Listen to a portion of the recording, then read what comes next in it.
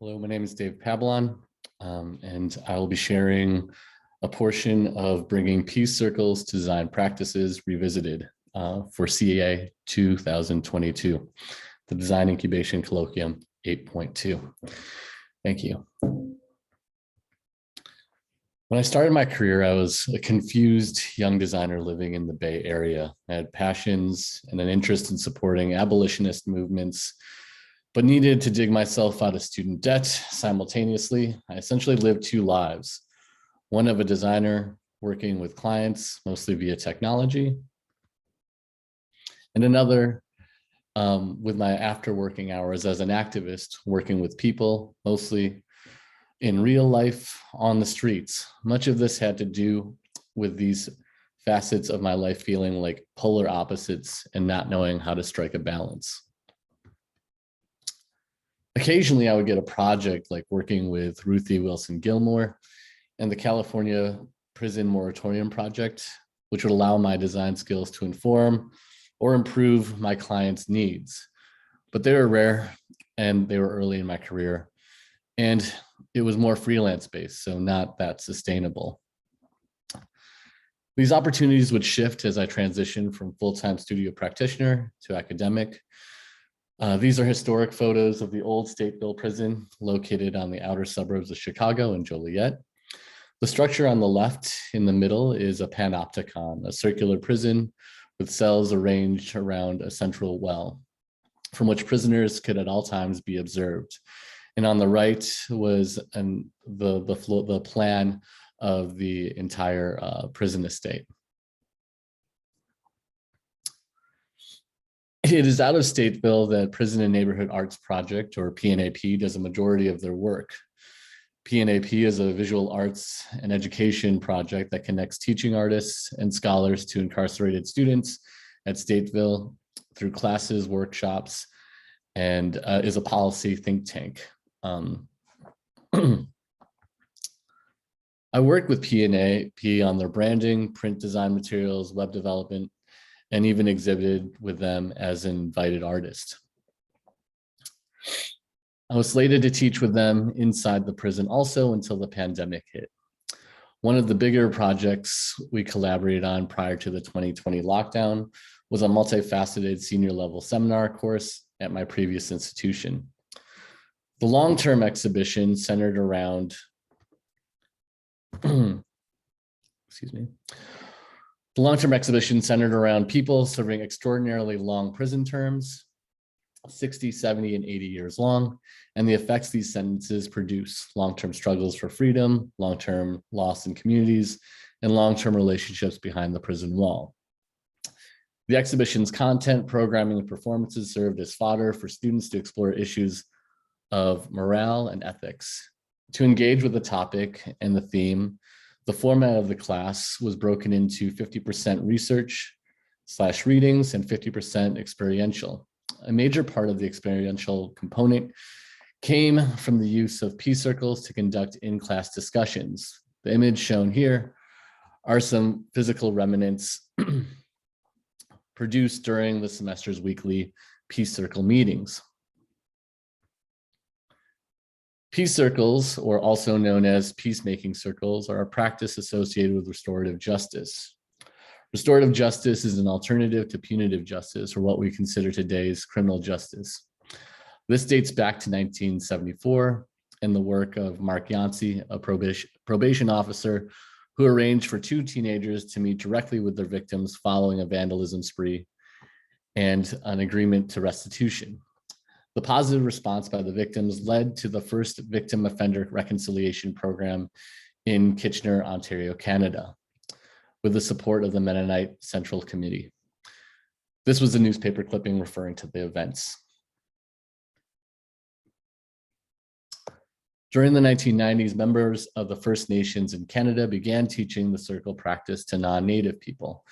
They chose to do this because First Nation communities were seeking alternatives to mass incarceration of their people, which was and remains another form of genocide.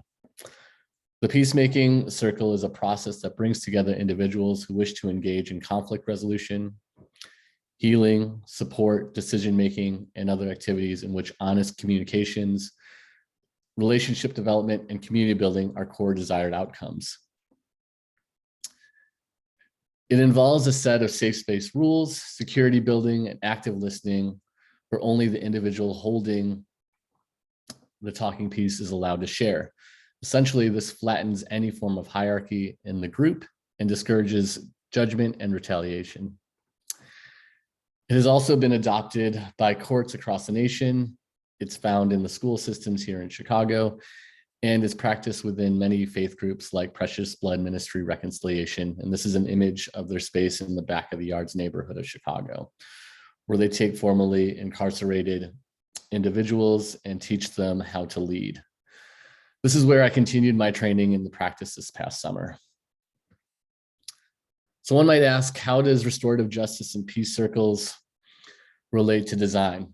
Well, for me, it was obvious, especially when the pandemic hit and my design students' mental and emotional stability was being challenged. It made me reframe my pedagogical approach to leading. I brought peace circle practice and certainly parts of it to the classroom and to the design studio when I was meeting with students and meeting with clients. No longer was I the panopticon in the center of the circle, policing every single move from the center, peering out and disciplining.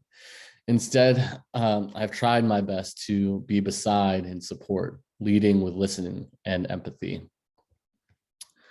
These soft skills have proved to be vital in building trust in the studio with students and also when working with community and for community.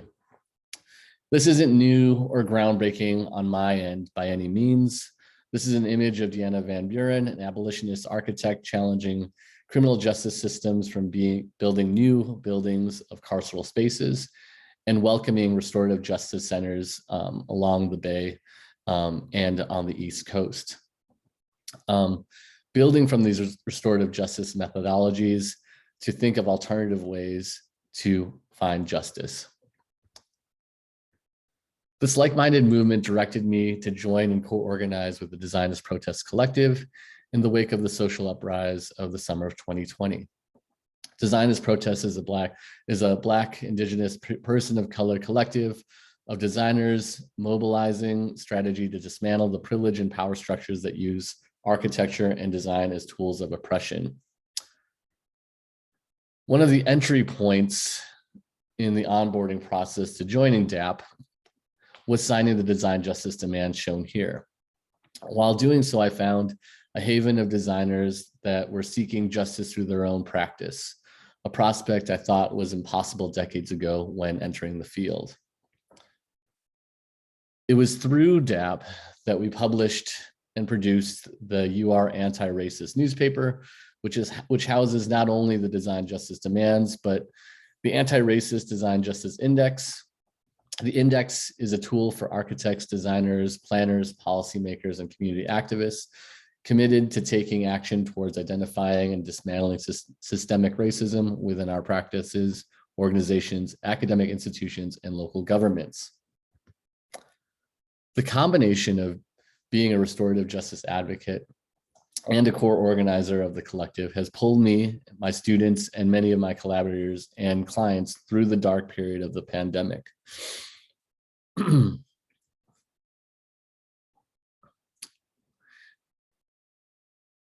But most importantly, it is continually reiterating that activism can dictate and drive your design practice. It doesn't always have to be the other way around, where your design practice, quote unquote, cleans up your activism.